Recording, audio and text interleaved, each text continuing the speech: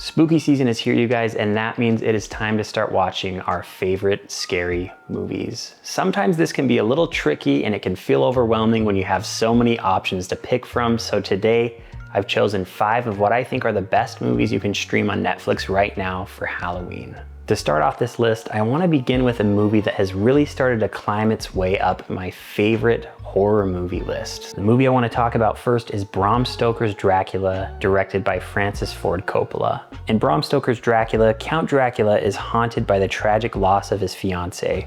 It's a grief that has just tormented him for centuries, and he's cursed to wander the earth as a vampire.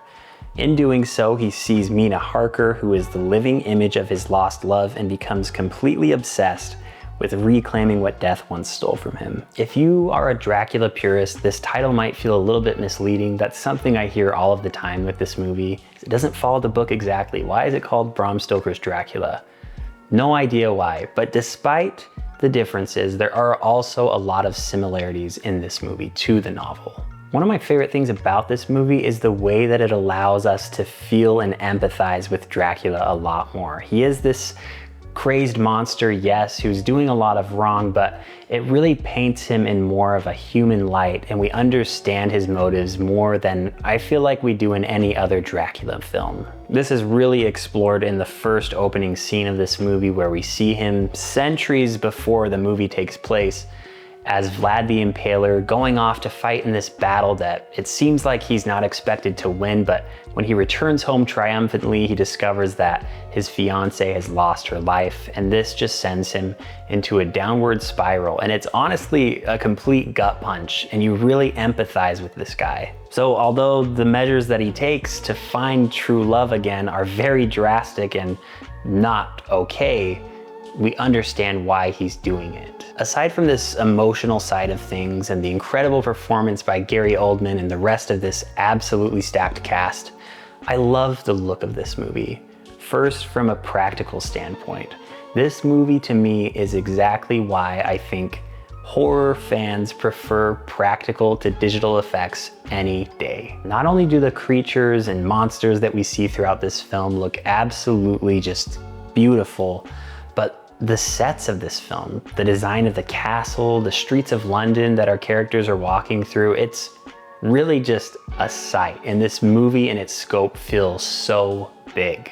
There are so many good things that I can say about this movie, but if you haven't seen this yet, please go watch it. If you have, you know what I'm talking about and know it's definitely worth a rewatch. Next up on the list is a movie that I just finished a few hours ago for the first time. That movie is 28 Years Later by Danny Boyle. 28 Years Later is the third installment of the 28 franchise by Danny Boyle. And to be honest, I'm not the biggest fan of 28 Days Later, so going into watching this movie, my expectations were rather low. The movie takes place almost 3 decades since the rage virus first broke out. Britain is still under strict quarantine, but a community of survivors live on a remote island which is connected to the mainland by a single causeway.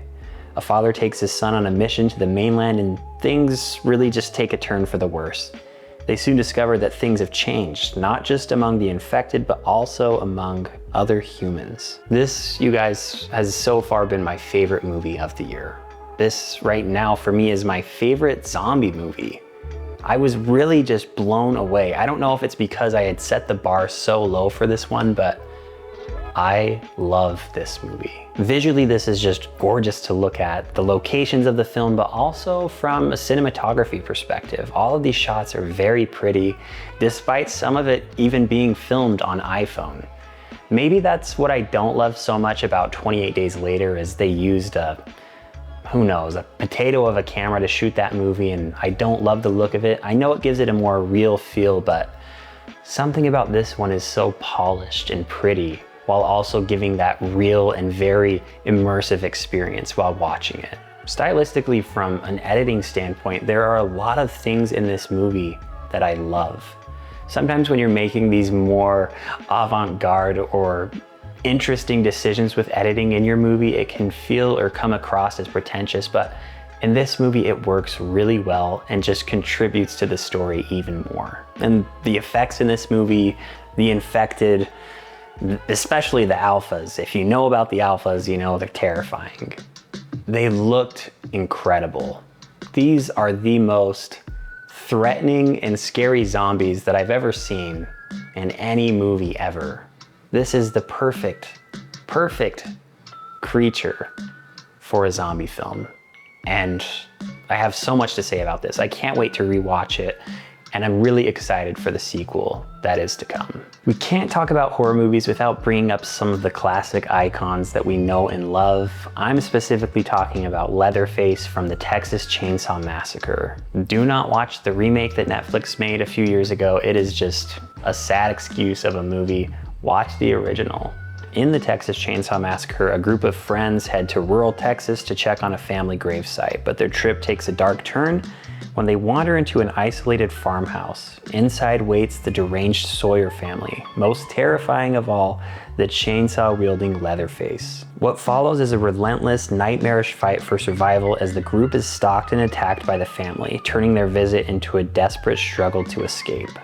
The number one thing that I love about Texas Chainsaw is that it puts you in the shoes of these characters. This movie, when you watch it, it feels hot, it feels sweaty, it feels disgusting. You can smell the meat, you can smell the rotting smell and just dirtiness of the house when they're inside. So much of this can be accredited to the nightmare of a production that this movie was, but also the look of it visually, from the set design and its cheap, simple decisions that it makes, and also the film stock it was shot on this beautiful 16mm, gives it a very grainy and dirty and almost found footage type of look, and it feels like something we maybe shouldn't be watching. Some people are scared of ghosts, some people are scared of monsters, but I think what's so scary about this movie is that it's real human beings that are capable of doing terrible things to this group of people.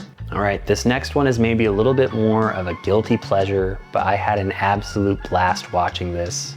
I'm talking about Fear Street's Prom Queen. Set in 1988 at Shadyside High, the film centers on Lori Granger, an outcast determined to reclaim her dignity by competing for prom queen. But as the It Girls race for the crown, the competition turns deadly. Candidates begin vanishing one by one under mysterious circumstances. When the masked killer's rampage reaches prom night, Lori must fight to survive the carnage and uncover who's behind the massacre. I've seen most of the Fear Street movies, you guys, and to be completely honest, I really dislike most of them. So watching this movie, I was just like, whatever, this is gonna be, you know, similar to what we've gotten already. But I was pleasantly surprised. If you're not really into campy or cheesier horror movies, this one might not be for you, because there are a lot of moments in this movie that are, yes, over the top cheesy, but still pleasantly fun to me. Setting the cheesiness aside, there are a lot of really great moments that this movie has. I think, yes, it does feel predictable at times, and yeah, it does take a lot of the greatest hits from classic horror and slasher movies, but that's what we love about horror movies, right? It's cheesy, sometimes it's predictable, but I do feel that the whodunit angle that this movie has at the end is pretty fun, and I genuinely didn't know who the killer was. And last but certainly not least on this list, you guys, is a movie that to me surprised me in a lot of ways, and most importantly does a killer job of capturing the feeling and spirit of Halloween. The movie I'm talking about is Hubie Halloween. Adam Sandler stars as Hubie Dubois, Salem's well-meaning but silly Halloween safety monitor. Every year, Hubie annoys the townsfolk with his endless warnings and homemade gadgets, earning constant teasing and pranks. But this Halloween night isn't like the others. An escaped mental patient is on the loose, mysterious disappearances start piling up, and creepy things are happening all over town. Determined to protect his neighbors, Hubie stumbles through haunted houses, wild parties, and chaos throughout Halloween night. If there's one thing I love in a Halloween movie, it's the ability to create what October 31st feels like. Cold autumn air, there's leaves on the ground, people are out trick-or-treating. A lot of movies try and do it, but very few, I think, manage to capture what the spirit of Halloween feels like. Hubie Halloween takes all of those elements and really does a good job of just making us feel immersed in this town's Halloween festivities. Also, when it comes to Halloween, I feel like sometimes it can be hard to find a movie that people of all ages can watch.